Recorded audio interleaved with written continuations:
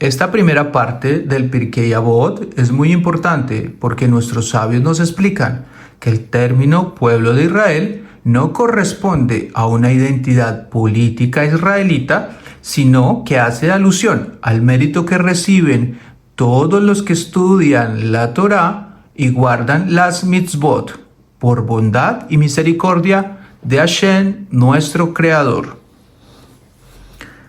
Todo Israel tiene una parte en el mundo venidero, pues fue dicho, y tu pueblo son todos los justos y heredarán eternamente la tierra. Son rama de mi cultivo y obra de mis manos, de las cuales ha de glorificarse. Esta Mishnah no es parte de Pirkei Avot, pero es recitada como introducción a cada capítulo de este tratado. Todo Israel tiene parte en el mundo venidero, Olam Haba. El término Israel se refiere a todo hijo de nuestro pueblo que no se alejó de la nación hebrea y de su destino espiritual. La porción que obtendrá será acorde a sus méritos y logros en este mundo. Rabbi Meir HaKohen de Radin, el Hafetz Haim, dice en su comentario sobre el tratado: el vocablo Helek, parte, significa también parcela, una parcela de tierra. Una parcela de tierra virgen debe ser cultivada, arada y sembrada. Al no hacerlo, quedará desierta y se cubrirá de espinas y esconderá insectos y reptiles que harán daño a su dueño. Para que nuestra parcela espiritual dé sus frutos, debemos prestarle mucha atención, abonarla y desarrollarla. Para obtener los frutos debemos estudiar y profundizar en las enseñanzas y aplicarlas en todos los ámbitos de nuestra vida. Rabbi Isaac Arama, el autor del comentario a la Torá, Akedat Isaac, se sorprende sobre lo que parece ser una injusticia cuando aseveran los sabios que todo Israel tiene parte en el mundo venidero. Si los sabios opinan que tanto justos como malvados, sin excepción, tienen parte en el mundo venidero, entonces todos son iguales. Y esta es una realidad imposible para Hashem, porque está escrito: Hashem es probo y sin injusticia, justo y recto es él. Si los sabios opinan que a todo aquel que se llama Israel se le asegura que será un justo varón y por eso tiene parte en el mundo venidero, también esto es imposible, porque la realidad nos prueba que hay muchos hebreos que son agnósticos y la fuente talmúdica arriba citada agrega que no tienen parte en el mundo venidero. El autor de Akedat Isaac nos explica entonces que la intención de nuestros sabios es decirnos que todo aquel que es considerado sádic, justo, es considerado Israel. Cada miembro de nuestro pueblo está comprometido a conducirse según la Torá y sus preceptos. Y si es así, entonces será considerado un sádic, un justo varón. Y ahora está claro que todo lo que es parte del mundo venidero es considerado Israel, no solamente de nombre, sino en esencia. Cuando se dice todo Israel, no excluye a los piadosos y rectos de los pueblos del mundo. Rabbi Moshe ben Maimón, el Maimónides, dice que aquel que cumple los 7 preceptos de Noá, porque los ordenó el santo bendito sea él, en la Torá, por medio de Moshe, nuestro maestro, es considerado uno de los piadosos de las naciones del mundo y amerita una porción en el mundo venidero. Le preguntaron al Hafetz Haim: ¿por qué hacemos lo imposible para que la gente estudie Torá si los sabios nos prometen que todo Israel tiene una parte en el mundo venidero? Les contaré algo que sucedió, respondió el rabí. En la ciudad de Kiev había un hombre muy rico y famoso. Su nombre era Israel Brodsky. Él tenía muchas fábricas y una gran cantidad de obreros. contadores y ejecutivos. Cada uno de ellos recibía su sueldo según su jerarquía. Este hombre era muy dadivoso y caritativo. Su mano estaba abierta para todos. Distintas instituciones recibían su ayuda, como también las familias venidas a menos. En particular, ayudaba a sus parientes pobres, a los cuales les daba una suma mensual. Todo esto estaba registrado en sus libros. Además, acostumbraba visitar sus fábricas cada tanto tiempo. Una vez Israel Bronsky llegó de visita a una de sus fábricas en compañía de los altos ejecutivos de su empresa. Les presentaron a los encargados de los distintos departamentos, a quienes saludó y les preguntó sobre el cargo que ocupaban, el sueldo que recibían y otras preguntas similares. De esta manera, pasaron ante él los distintos directores y los cientos de obreros de aquella fábrica. Entre ellos se acercó una persona determinada que cuando el potentado lo saludó como a todos y le hizo las mismas preguntas que a los anteriores, le dijo en ruso: «Yo recibo un salario a través de esta respuesta». Él le quiso decir que era uno de sus parientes y que recibía un salario mensual sin hacer nada. Al escuchar la respuesta, todos los presentes comenzaron a reírse a carcajadas.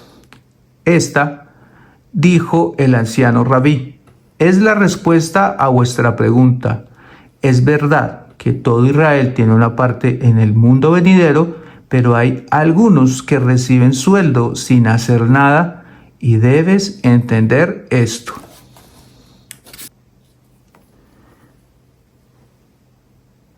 Capítulo 1. Mishnah 1.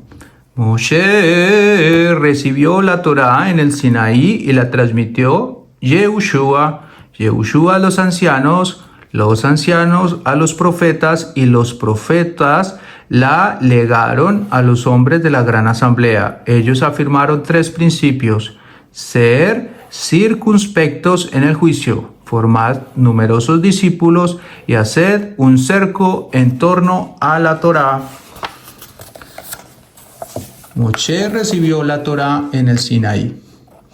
La razón del encabezamiento de la Mishnah es para hacernos saber que a pesar de que los sabios de las naciones escribieron reglas y principios de conducta según su entendimiento personal, Pirkei Avot no es un caso similar.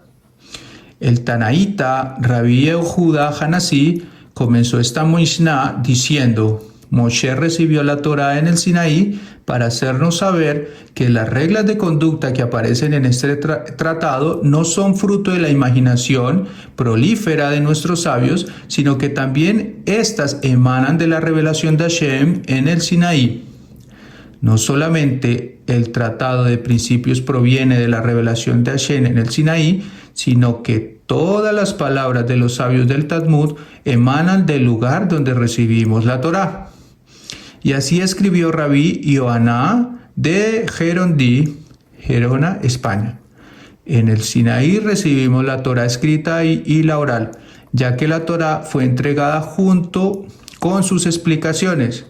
Si no fuera así, sería imposible entenderla. En la Torá están escritas las leyes y principios en forma general. Por ejemplo, no trabajar el día sábado, que está prohibido de hacer ese día. Esto está detallado en el tratado de Shabbat del Talmud. Allí encontrarás todos los detalles. Entonces Moshe recibió las 2 Torot al mismo tiempo, la escrita y la oral, y se las transmitió a Yehoshua, su sucesor. ¿Por qué razón la Torá fue entregada en el monte Sinaí y no en Eretz Israel, o sea, la tierra de Israel, que es la tierra donde reside la Kedushá, la santidad? Una gran enseñanza reside en el hecho de que Hashem entregó la Torá en el Sinaí antes de haber entrado a la tierra prometida. Si Hashem no nos hubiera preparado en el Sinaí antes de entrar a Israel, enseñándonos cómo conducirnos a través de los preceptos que rigen las actividades agrícolas, el maaser, diezmo, la APA, dejar las puntas del campo a los pobres y extranjeros, el año sabático, etc., seguramente hubiésemos fallado en el intento de vivir según la Torá. Pero Hashem nos explicó detalladamente en el Sinaí el qué, el cómo y el por qué. Y gracias a eso fue que pudimos ambientarnos rápidamente a la tierra ancestral. Creo que encontramos aquí una gran enseñanza. Debemos educar a nuestros hijos según los principios de la Torá antes de que sean adultos. De esa manera, no se perderán en los infinitos laberintos de la vida. De lo contrario, les resultará difícil comenzar a aplicar estas enseñanzas cuando sean adultos y ya hayan conocido toda la clase de filosofía y conductas ajenas a la idiosincrasia de la Torá. Dijimos difícil, pero no imposible, ya que no hay nada que pueda anteponerse ante la férrea voluntad del ser humano, y ya dijeron los sabios, aquel que quiere purificarse recibirá ayuda divina. Ellos afirmaron 3 principios. No solo estos conceptos expresaron los sabios de la Gran Asamblea, ellos también formularon las bendiciones, el Kiddush, oración antes de la cena del sábado y las festividades, y la Abdalá, oración de la finalización del sábado o festividades y mucho más. Pero estos 3 conceptos fueron expresados para reforzar la Torá. Primero, ser circunspectos en el juicio. Se refiere a los jueces, a los cuales les dice que no deben apresurarse en su juicio, sino que deben invertir tiempo para investigar y profundizar en los detalles del mismo antes de emitir su fallo. Aunque este consejo fue dado a los jueces, cada persona también debe adaptarlo. Cada individuo es su propio juez y más de una vez piensa y analiza cuál va a ser su próxima decisión. En eso se parece a los jueces. Formad numerosos alumnos. Cuando hay más alumnos, hay más Torá, ya que si estos se multiplican, la Torá será conocida por más personas esparciéndose por todos los lugares. No solo la cantidad importa, sino la calidad de los alumnos. Los rabinos deben formarlos a través del estudio profundo que tenga como meta llegar a la verdad y a la justicia, y solo así cumpliremos con el imperativo de la Mishnah. Y haced un cerco en torno a la Torá para que no sean infringidas las prohibiciones de la Torá. Un ejemplo, a pesar de que sabemos la hora exacta de la entrada del sábado, debemos dejar de trabajar un tiempo antes, porque si lo hacemos justo en el momento, profanaríamos el día sagrado. Mishnah número 2. Shimon Hatzadik, el justo, fue uno de los últimos miembros de la Gran Asamblea. Él solía decir, el mundo está fundado en 3 cosas, la Torá, el culto y la caridad.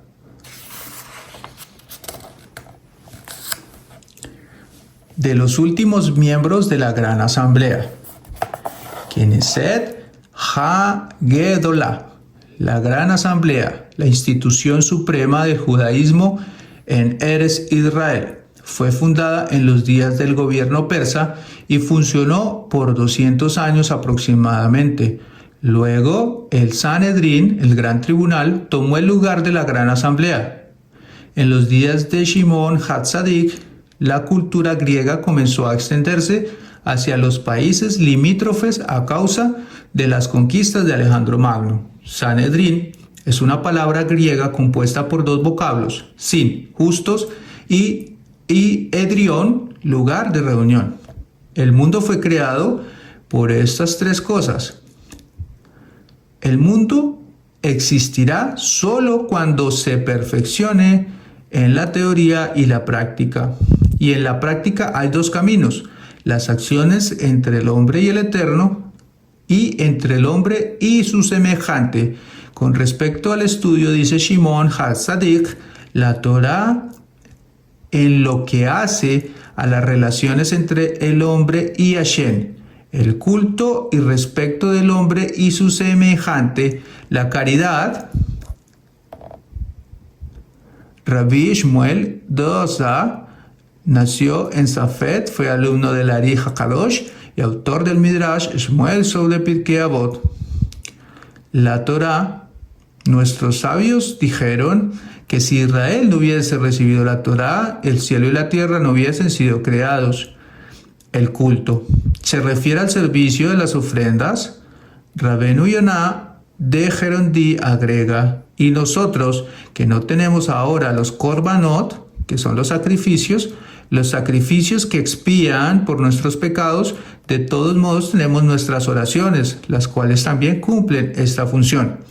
Dijo Rabbi Yehoshua sobre la tefilá, la oración: ni una persiana de acero puede separar a Israel de su Padre Celestial, pero esto es con una condición, que ésta sea realizada con suma devoción y concentración, y no en forma mecánica. Se debe rezar con el corazón y el alma, y no solo con los labios y el cuerpo. ¿Qué es Gemilut Hatzadim? Caridad. Vestir a los desnudos, visitar a los enfermos, consolar a los deudos y enterrar a los muertos.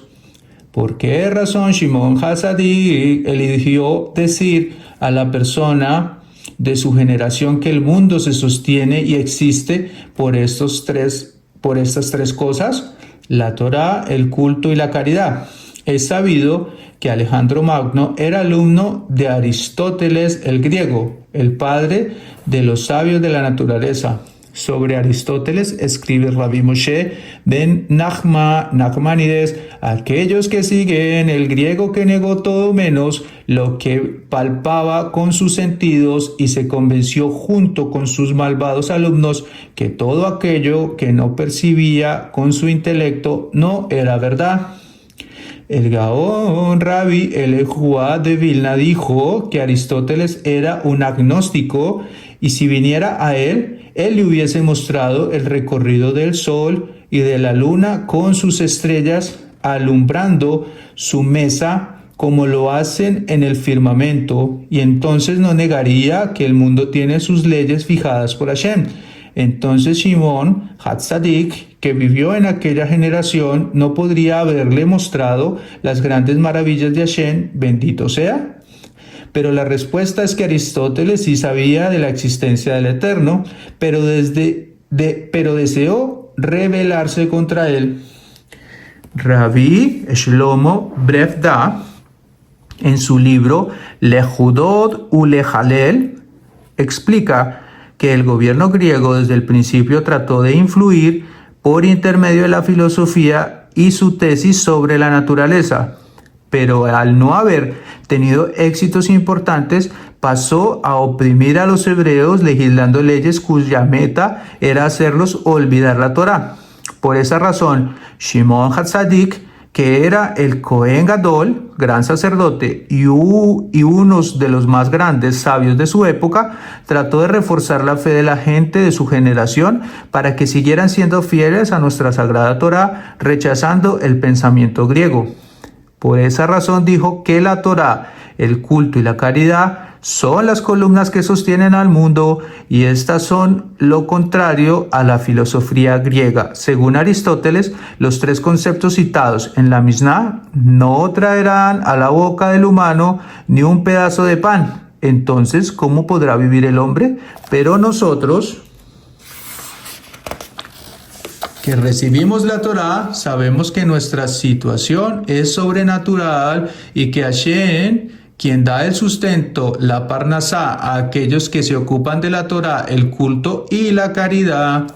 De esa forma, Shimon HaTzadik reforzó a los hombres de su generación y fue el compañero de armas espiritual de los Hashmonaim. Así el pueblo, reforzado en su fe en Hashem y la Torá, pudo acudir al llamado de Matituahu HaKohen y echar al enemigo ideológico de Bet Hamikdash, el templo sagrado, y de Eretz Israel. Mishnah número 3. Antígonos de Sojo, quien recibió la tradición de Shimón el justo, decía: no seáis como servidores que sirven a su amo pensando en la recompensa. Más bien sed como servidores que sirven a su amo sin pensar en la recompensa, y que el temor del cielo esté sobre vosotros. Antígonos fue alumno de Shimón el justo. Él nos enseña cómo servir a Hashem.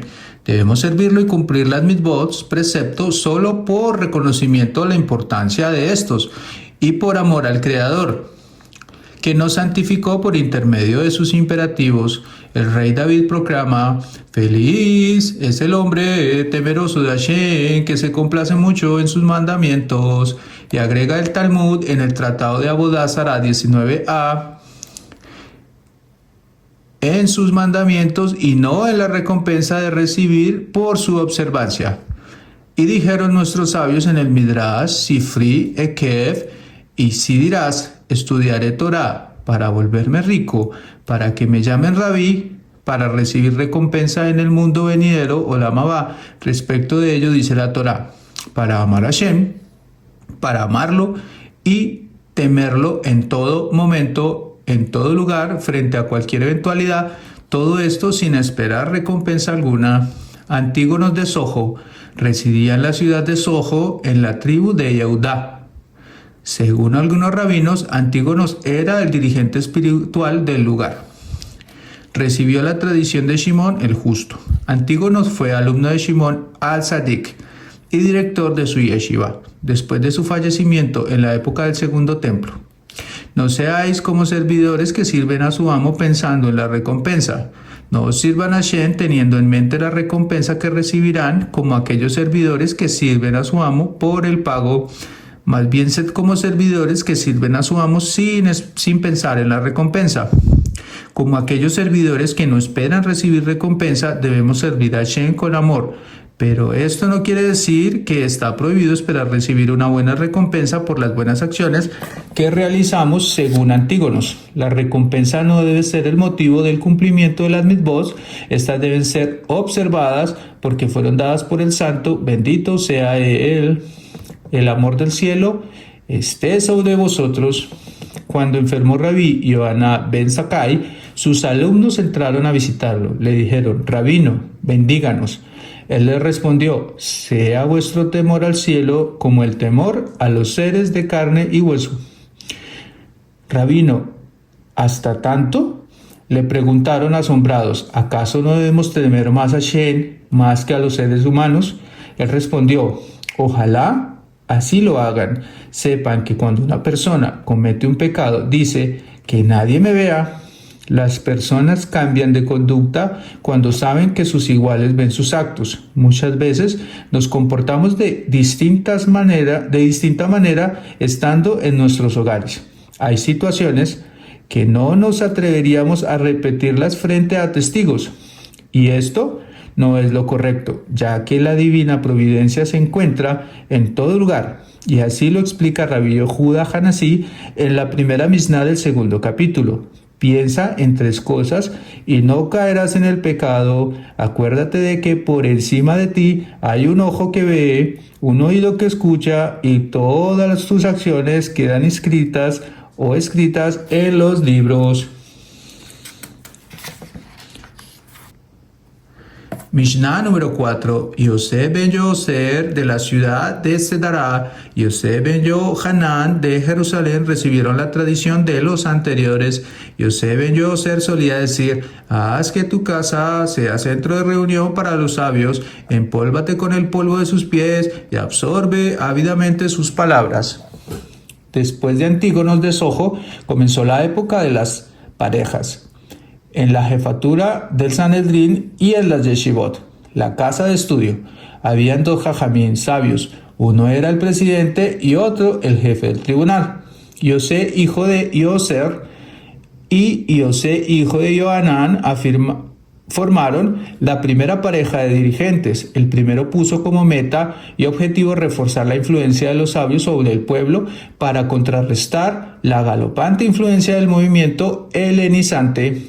Yosé hijo de Yoser, de la ciudad de Sará, en la tribu de Neftalí, era el presidente del Sanedrín, y José, hijo de Johanán, de Jerusalén, ocupaba el cargo de Af Beddin, jefe del tribunal. Los dos recibieron sus conocimientos de Antígonos y su tribunal. Haz que tu casa sea centro de reunión para los sabios. Haz que tu casa se convierta en un lugar de encuentro para los sabios, como lo son la sinagoga y la casa de estudios Rambam. Y agrega el autor del libro, Pelei Yoetz, y no temas por el trabajo que tendrán tus familiares en los preparativos para la reunión de los sabios, ni te preocupes por los gastos que ocasionarán los huéspedes, porque grande será tu recompensa por facilitar el estudio de la Torá, y no solamente para ti, sino también para tu mujer, ya que dijeron nuestros sabios, a quien lleva a la muchedumbre por el camino del recto, se le atribuye el mérito de las masas. Yoser nos explica la diferencia que existe entre la Torá y otras ciencias. Para lograr un título, el estudioso de las ciencias estudiará varios años y a su término no estará obligado a continuar con sus estudios. Pero esto no sucede con la Torá. Nunca se puede dejar de profundizar en las fuentes ancestrales porque la Torá no tiene un límite ni un fin. Por esta razón, la casa del estudioso de la Torá debe convertirse en un centro de reuniones de sabios donde se puedan escuchar sus comentarios y explicaciones, deleitándose espiritualmente de ellos. Pero la persona deberá cuidarse de no comportarse como dueño y señor de la casa, sino que deberá empolvarse con el polvo de sus pies, de los pies de los sabios, y absorber ávidamente sus palabras. Te empolvarás con el polvo de sus pies. En los tiempos de la Misná se acostumbraba que el rabino estuviera sentado sobre un banquito y los alumnos en el suelo. Cuando tenemos la oportunidad de escuchar las enseñanzas de un erudito de la Torá, debemos aprovechar la oportunidad y no decir que no necesitamos de él. No te sientas a su misma altura, en el mismo banco o en la silla, sino que debes sentarte en el suelo y absorber ávidamente sus palabras. Esta traducción no es precisa. El Taná dice,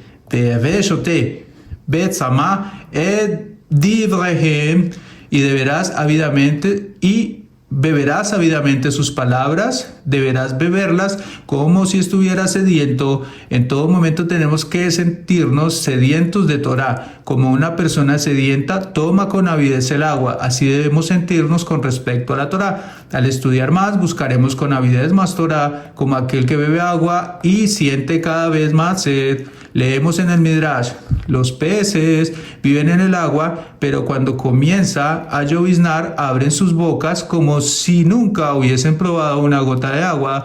Así debemos sentirnos cada vez que escuchamos una nueva explicación de Torá, como si nunca hubiéramos escuchado ninguna otra explicación. Mishnah número 5.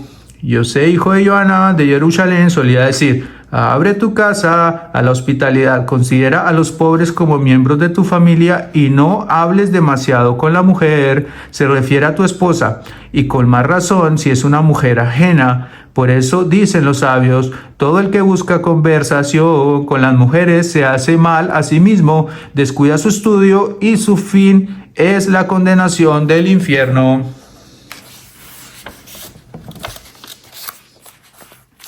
Antígonos de Sojo, José, hijo de Ioser, José, hijo de Johanán, como alumnos espirituales de Shimon al-Sadik, el justo, explicaron en detalle los tres conceptos que él promovió. El mundo está fundado en tres cosas: la Torá, el culto y la caridad. Sobre el culto, Antígonos había dicho: no seáis como servidores que sirven a su amo pensando en la recompensa. Sobre la Torá, José, hijo de Yoser, dijo: haz que tu casa sea centro de reunión para los sabios. Sobre la caridad, José, hijo de Johanán, dijo: abre tu casa a la hospitalidad. Abre tu casa a la hospitalidad. Considera a los pobres como miembros de tu familia. No solo a los sabios recibirás en tu casa, sino también a los pobres y a los caminantes. Hay personas que son consideradas caritativas, que sus bolsillos están siempre abiertos para ayudar a los indigentes y necesitados, fuera de sus hogares, pero dentro de sus cuatro paredes no quieren ser molestados. Sin embargo, el nivel más alto de la hospitalidad es hacer que los pobres y necesitados se sientan como miembro de la familia. La presencia de estos hará sentir al dueño de casa que es solo un caminante de este mundo y que su hogar es solamente un corredor que lo conducirá al Olam Abba. No hables demasiado con la mujer, ni siquiera con tu esposa. José, hijo de Joanán, dijo primero: abre tu casa a la hospitalidad y después no hables demasiado con la mujer. ¿Hay alguna relación entre los dos pensamientos? Es sabido que nuestros sabios expresaron el honor de la mujer judía, alabando sus cualidades como esposa y madre. Entonces no podemos pensar que si dice abre tu casa a la hospitalidad, lo cual depende directamente de la mujer, eso ofendería a la mujer. ¿Y a qué clase de conversación se refiere el rabí? Sobre conversaciones sin importancia ni propósito positivo, conversaciones que pueden alejar al hombre del estudio de la Torá y del servicio a Hashem, pero cuando se trate de aconsejarse sobre temas importantes, la misma Torá nos exige: todo lo que diga Sara, escucha su voz. Con más razón, si es una mujer ajena, si el hombre hablara innecesariamente con una mujer ajena, no solo desperdiciaría su tiempo, sino que se pondría en boca de la gente. Por eso dicen los sabios: todo el que busca conversación con las mujeres se hace mal a sí mismo, descuida su estudio y su fin es la condenación del infierno. Claro está, cuando el hombre pierde su tiempo en conversaciones banales, no puede ocuparlo en cosas serias, y al hacerlo podría llegar al pecado y ser castigado. Resumiendo, José, hijo de Joanán, nos enseña que el funcionamiento del hogar depende en gran parte de la mujer. Por esa razón es indispensable el diálogo entre la pareja, pero también nos previene sobre conversaciones innecesarias, pues son estas las que nos pueden meter en problemas. Mishnah número 6. Yehoshua ben Perajía y Natai de la ciudad de Arbel recibieron la tradición de sus antecesores. Yehoshua ben Perajía solía decir: haz para ti un rabino para tus estudios, adquiere un compañero y juzga a todos los hombres favorablemente. El hombre es un ente social, nos enseña Rabí Yehoshua ben Perajía. Por lo tanto, no debe vivir en la soledad. Al hacerlo podría equivocarse, fracasar, desilusionarse y perderse totalmente. Es por eso que él nos aconseja: A. Que tengamos un rabino para enseñarnos la Torá y la sabiduría. B.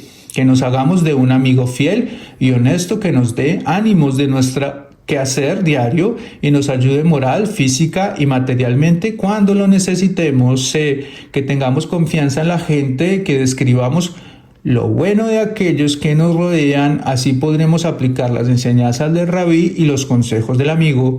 Yehoshua ben Perajía y Natai Arbeli, este último era oriundo de Arbel, en la Baja Galilea. Ellos conforman la segunda pareja, la cual encabezó el Sanedrín en los días del rey Ianai, 200 años antes de la destrucción del segundo templo. Ellos recibieron la tradición de sus antecesores José ben Loser y Losi ben Joanán.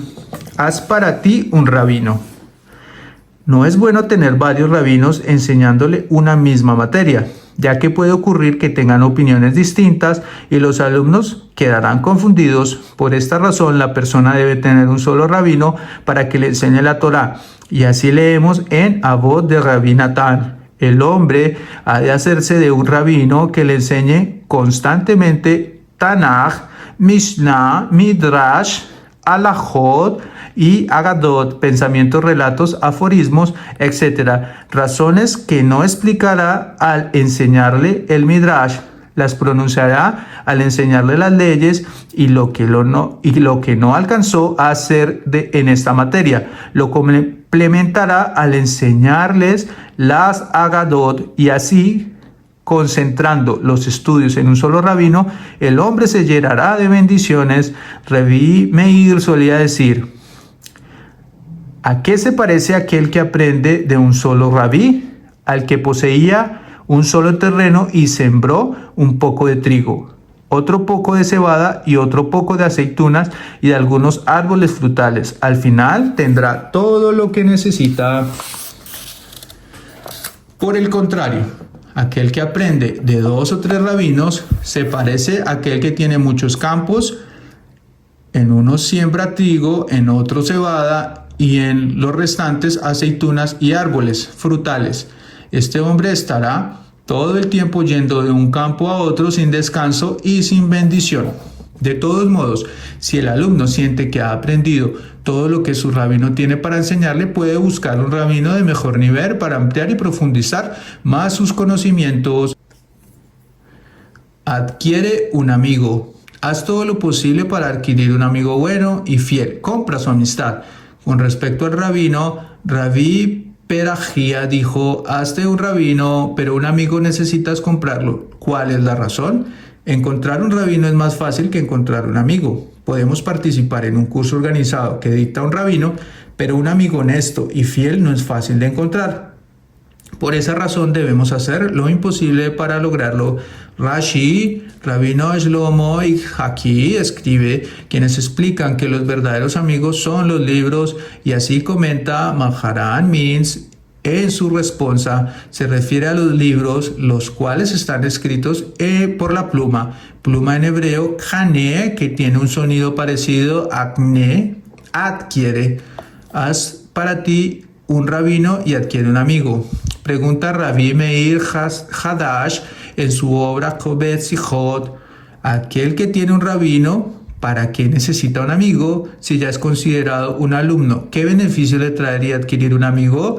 La respuesta es que si el hombre no tiene un amigo que estudie con él las enseñanzas del rabí, no verá frutos de estas y será considerado como si no tuviera un rabino. Por eso dice Rabí Perajía: hazte un rabino y adquiere un amigo. Después de haber elegido a un rabí, necesitas adquirir un amigo, porque de no hacerlo, no serás considerado un alumno.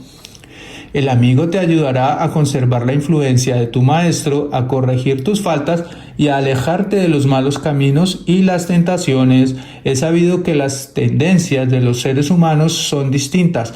Cada uno tiene sus deseos y sus debilidades. Por eso, al conectarse uno con el otro y hablar sobre lo que les molesta e incomoda, podrán juntos vencer las malas inclinaciones.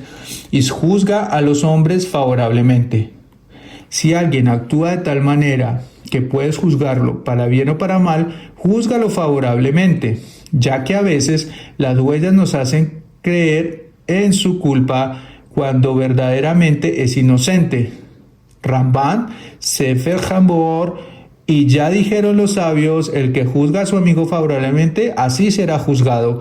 No juzgues a la persona por una acción equivocada. Puede que tenga cualidades que pueden vencer el mal que tú ves en él. Debemos recordar que debemos juzgar favorablemente a los hombres, pero no debemos hacer esto con nosotros mismos, ya que al juzgar a los demás favorablemente lo haremos por amor al prójimo, pero amarse a uno mismo puede ser negativo y todo interés personal debe ser desarraigado de nuestro corazón. Mishnah número 7. Natai Harbeli solía decir: aléjate del mal vecino, no tengas trato con el malvado y no te desesperances del castigo. En la Mishnah anterior, Rabbi Yoshua, hijo de Perajía, nos aconsejó juzgar a todos los hombres favorablemente. Natai Harbeli nos aclara aquí que así debemos obrar siempre y cuando el individuo no sea conocido como malvado, pero de serlo debemos desconfiar de él. Aléjate del mal vecino. Debemos alejarnos de toda clase de vecinos malos, de aquel que se comporta mal con los semejantes, como de aquel que no va por los caminos del Eterno, para que no aprendamos de ellos. Al alejarnos de un mal ambiente, no sufriremos el castigo que recaerá sobre ellos. Dijeron los sabios: desgracia para el malo, desgracia para su vecino, no tengas trato con el malvado. De ningún modo debemos juntarnos con malvados, ya que aunque no nos conduzcamos como ellos, al final nos habituaremos en ese ambiente. Nuestros sabios nos dieron un ejemplo: el que entra en una perfumería, aunque no compre nada, sale perfumado, y el que entra en una tenería, curtiduría, se verá impregnado del mal olor. Leemos en el Tratado de Megilá ben Yoshua, dijo Rabbi Yohanan, está prohibido mirar la figura de un malvado, y explica el Maharsha que según los sabios cabalistas, la cara de una persona refleja su interior, su espiritualidad, pero para bien o para mal, aparece en su rostro como un espejo de sus acciones puras o impuras, y está prohibido mirar las impurezas. Rabbi Eliyahu Lopian explicó así estas palabras del Maharsha: los ojos de carne con los cuales miramos no tienen fuerza propia, sino que son ventanas por los cuales se infiltran destellos de sol. ¿Acaso diremos que las ventanas brillan? La fuerza de la vista es espiritual, está ubicada en el cerebro y allí se expanden los tendones a las ventanas que son los ojos de carne. Cuando la persona mira la cara de un malvado, daña la fuerza de la visión espiritual citada en el cerebro. Por esa razón prohibieron nuestros sabios mirar el rostro del malvado. Si así lo hiciera, la persona sentirá que su mente está llena de pensamientos incorrectos y se sorprenderá, ya que no sabrá cómo se infiltraron pensamientos de orgullo y parecidos. Sencillamente se contagió del espíritu de impureza del malvado. Y no te desesperances del castigo. Si ves que un hombre pecó, no pienses que no ha de recibir su castigo. Ten fe en Hashem, que lo castigará. Otra explicación: no te desesperes de la desgracia que recae sobre ti. Ten fe en que Hashem te ayudará en tu aflicción. Mishnah número 8. Yehuda, hijo de Tabai, y Shimon, hijo de Shetar, recibieron la tradición de los anteriores. Yehuda ben Tabai decía: no actúes como consejero en un juicio, y cuando en el juicio las partes estén delante de ti, considera a ambas como culpables, pero una vez que se hayan retirado de su presencia, considéralos como inocentes, puesto que aceptaron el fallo. Yehuda, hijo de Tabai, y Shimon, hijo de Shetak, formaron la tercera pareja y presidieron el Sanedrín durante el reinado de Yanai y de su esposa y sucesora, la reina Eslomción. Shimon, hijo de Shetak, era el hermano de la reina, y cuando Yanai mató a los Jajamín, su hermana lo escondió, y después de interceder por su vida, él volvió a ocupar su puesto en el Sanedrín. En aquel tiempo se habían infiltrado en el Sanedrín saduceos, pero inteligentemente él supo encontrar el camino para que los fariseos volvieran a ocupar su lugar, y así la vida espiritual volvió a sus fuentes originarias. Y Yehuda, hijo de Tabai, se había escapado a Alejandría, Egipto, pero después volvió a Jerusalén, y junto a Shimon, hijo de Shetak, presidieron el Sanedrín. Los dos tuvieron como meta reforzar el sistema legislativo para que ocupase un lugar preponderante dentro del pueblo. En esta Mishnah, Yehuda, hijo de Tabai, le enseña al juez cómo debe comportarse con los litigantes. No actúes como consejero en un juicio. El juez no podrá actuar como los abogados, aconsejando a una de las partes cómo contestar. El juez tiene prohibido revelar su fallo a una de las partes o decirlo: si quiere ganar el juicio, haz esto y lo otro. Aunque sepa que esa persona es en verdad inocente, no está prohibido solo aconsejar a uno de los litigantes en el juicio, sino también escuchar las razones de una parte si la otra no se encuentra allí. El juez deberá escuchar a los dos estando uno en presencia del otro. No habrá contacto alguno antes del juicio entre el juez y los litigantes. Solo así podrá el juez juzgar imparcialmente. Al parecer, estos consejeros sobre los cuales habla la Mishnah eran rápidos en su decisión y su consejo. Ellos no profundizaban en el caso, y es sabido que al no hacerlo, las probabilidades de equivocarse son muy grandes. Hay quienes opinan que Yehuda, hijo de Tabai, pronunció este pensamiento: no actúes como consejero en el juicio, después de haberse equivocado en un juicio cuando ordenó la pena de muerte en un caso. Y Shimon, hijo de Shetak, le reprochó por haber derramado sangre inocente, ya que al no haber profundizado en el caso se equivocó en el fallo. Aunque está prohibido ayudar a uno de los litigantes, hay excepciones. Si el juez ve que una de las partes tiene el caso a favor, pero no posee la capacidad necesaria para exponer sus argumentos correspondientes, o si lo ve confundido por su enojo e ira al escuchar acusaciones de su contra que no son veraces, él podrá ayudarlo en su exposición. Pero como hay peligro de que el juez ayude más de la cuenta, viene la Mishnah y advierte al juez temeroso de Hashem para que emita sus fallos con justicia. Cuando en el juicio las partes estén delante de ti, considera a ambas como culpables. No inclines tu corazón hacia una de las partes pensando que es inocente. Piensa que los dos son culpables y sus argumentos son falsos. De esta manera podrás investigarlos a fondo. Imaginemos que ante nosotros se presentan dos personas, uno reconocido como una persona justa, proba y honesta, y otra famosa por sus malos actos. ¿Acaso el juez deberá considerar a los dos como culpables? El juez seguramente dirá que el malvado es el que miente y el justo habla la verdad, y por eso lo declara inocente. Pero la ley judía, siguiendo el pensamiento de la Mishnah, declara que las dos partes deben ser consideradas culpables durante el juicio, pero una vez que se hayan retirado de su presencia, considéralos como inocentes puesto que aceptaron el fallo. La mayoría de las veces, el que es declarado culpable sale descontento de la corte y no deja de insultar al juez. A esta clase de persona el juez no debe considerar inocente, pero a aquellos que aceptan su fallo con amor y cariño y con buen espíritu, ya sean inocentes o culpables en el juicio, serán considerados inocentes por igual.